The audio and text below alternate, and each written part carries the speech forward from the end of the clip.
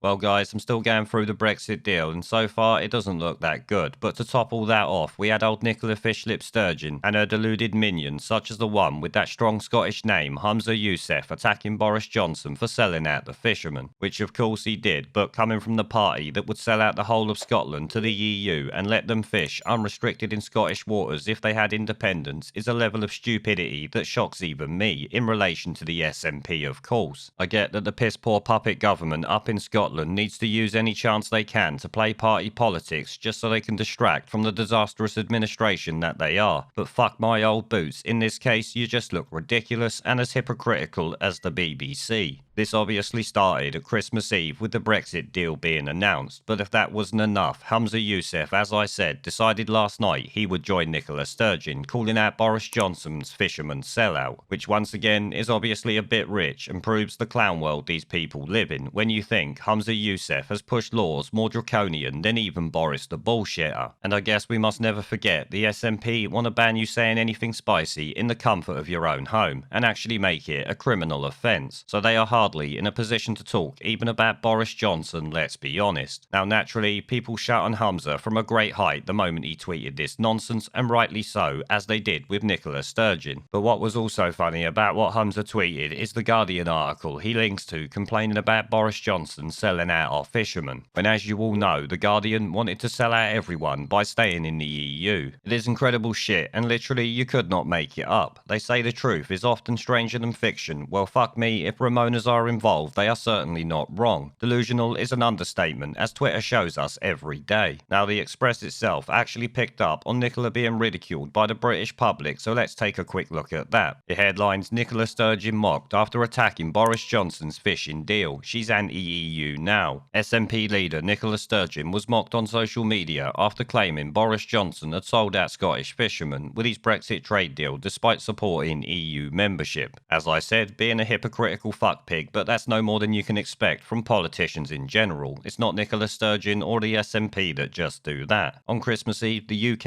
and EU announced a new trade deal which will replace Brexit transition arrangements from the beginning of next year. This means Britain will no longer pay into the Brussels budget or accept the jurisdiction of the European Court of Justice. No, they will contain something that's essentially the European Court of Justice in all but name, though this time it will have some say from a bunch of UK ministers, but I don't need to tell you why that is not necessarily a good thing. In fact, it's more likely to be a terrible thing in the future, but I will have a separate video dedicated to that later. Now, we are actually going to ignore a large part of the article because it talks about the trade deal, and that is something that I will make a video on separately, once I have of course gone through it like I said. It says here, Miss Sturgeon argued the deal doesn't go far enough, commenting the fact that many predicted it doesn't make it any less galling. Yes, but the people who predicted it you seem to hate and always call a bunch of gammon, or at least your supporters do. I don't know if you actually say it, you certainly wouldn't say it in public, I am sure, though obviously we know Labour MPs really would, but the fact that she even commented on it I'm sure gets you saying what the actual fuck, and shows she had no idea how it would look and the fact that people would call her out. She just saw it as an easy party political attack against Boris Johnson, when I would say there are various things she could actually attack Boris Johnson for, but let's be honest, she's done exactly the same, so is in the same boat as him. One day the Scottish people will wake up and realise she's even more scummier than possibly Boris Johnson, and that is fucking saying something. It goes on, the Tories have sold out Scottish fishing all over again. Promises they knew couldn't be delivered, duly broken. A bit like the SNP government in general then. Or should I say puppet assembly, since they ain't really a government, are they? However, online critics pointed out Miss Sturgeon opposed Brexit, meaning the UK wouldn't have made any fishing gains at all if she had got her way, because obviously common sense is rife among the British public. They can see the basic obvious fact of life that Nicola Sturgeon clearly cannot. Another one goes, should the SNP succeed in their aim of taking Scotland back into the EU, Scottish fishing waters would fall under the control of Europe's common fisheries policy again, which obviously they would, though to be honest the current deal doesn't look much better than the common fisheries policy when you actually get into it. I'm sure most of you know the fishermen have come out absolutely slating it at this point, calling it complete defeat most recently. It continues though, in response to Miss Sturgeon's words, Paul Smith, who works for the Scottish Tories, tweeted, so the First Minister is now anti-EU. No, she's just anti-Britain, anti-Tory and anti-everything else that goes against her independence dreams, which as we know is not real independence, it's actually vassalage to the European Union. Guido Fawkes reporter Tom Harwood posted, Sturgeon's phishing tweet deserves to be ratioed to oblivion, which obviously it does. I don't know if it actually did, I can't be asked to check, it doesn't really matter that much. The people have shit all over it is what really matters. Her minions will obviously like it, and the people who are against her will obviously shit on it. Though to be honest, if someone I supported politically came out with something like that, I think I would have to shit on them, especially if they were contradicting what they actually wanted, which obviously we know she is doing and does quite often. But then again, so do most politicians, let's be honest. Another one says the SNP would rather all control ceded to the EU. This is pure gaslighting, no other way to view it. Well, that's kind of all the SNP really has, isn't it? Because they are a puppet government under the control of Westminster. Boris essentially gives them a bit of pocket money each year. That is the way it works. It's like a parent and a child relationship. You give them the illusion of freedom and then you let them think that they are actually in charge of something. When in real terms, Boris Johnson could just say, you know what, fuck it, we're taking that back. He literally has the majority to do it. Look what he's doing to the people of this country in general this year. The article goes on, a tweet is ratioed if it gets significantly more replies than likes or retweets. This often indicates the message is unpopular and has attracted a large response from people disagreeing with it. Well, it doesn't necessarily mean it's unpopular, it just means what the end bit says there, that it's attracted a large response from people who disagree with it. I have to tell you that Twitter does not dictate what the country thinks is popular. 99% of the country is probably not even on there. They might well have a profile, but I expect most of them don't use it outside of looking for pointless shit that they do in their everyday lives. It certainly ain't used to follow political shitweasels like Nicola Sturgeon, Boris Johnson, or anyone like that. Scottish Conservative leader Douglas Ross welcomed the deal, arguing it will make Scotland's fishing industry far better off. Well, I don't know about that one, but it could make it slightly better off in the end, I suppose. In a statement, he said the deal has been secured as a result of the hard work and commitment of the UK and European Union negotiating teams, and a good bit of selling out by Boris Johnson when he really didn't need to. But like I said, I will be covering that in a separate video on its own. And as a matter of fact, I'm not even reading any more of that bullshit that he's coming out with there. Now, I'm sure you're all laughing about how stupid Nicola Sturgeon and Humza Yousaf are. Actually, we haven't even looked at the bullshit that Humza Yousaf was chatting. Let's take a quick look at that. Right, here it is. This brain-dead prat actually tweeted this, and has left it there. National Federation of Fishermen's Organisations. When it comes to fisheries, you can never trust the Tories. And as I said, he links to a Guardian business article here. It says, PM caved in to EU on fish, says fishing industry's chief, which usually you wouldn't see from the Guardian at all. So really, both the Guardian and Humza Yousaf have shown themselves to be a bunch of hypocritical fuckpigs. You can say that the Guardian are supposed to report the news, but we know they don't ever do that. They report whatever's politically good for them. But I do have to say, I absolutely love when the SNP make themselves look like a tit, kind of like everyone at this point. The government at the moment are certainly doing it in more ways than one, that is for sure. The SNP as usual are always trying to tell them to hold their beer though. As we know, they always have to one-up the stupidity of everybody else.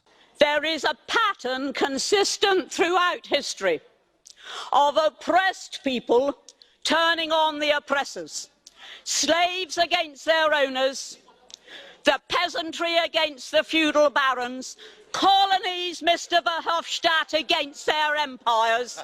And that is why Britain is leaving. And it doesn't matter which language you use, we are going, and we are glad to be going. We're off.